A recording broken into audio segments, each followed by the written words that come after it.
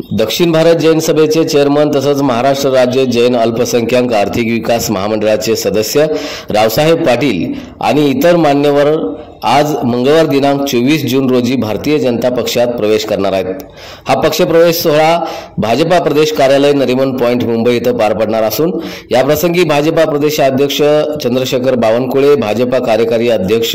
रवींद्र चव्हाण, मुंबईचे पालकमंत्री प्रभात सिंह लोढा, सांगली जिल्ह्यातील आमदार आणि पदाधिकारी, प्रदेश उपाध्यक्ष तसेच भाजपा जैन प्रकोष्ठ महाराष्ट्र राज्य अध्यक्ष संदीप दादा भंडारी, भाजपा जैन प्रकोष्ठ पश्चिम महाराष्ट्र विभाग प्रमुख प्रशांत गोडाजे यांची प्रमुख उपस्थिती राहणार आहे।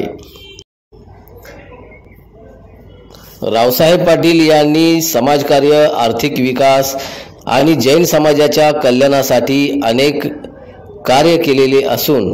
त्यांच्या प्रवेशामुळे पक्षाची जैन समाजातील घडी अधिक बळकट होईल।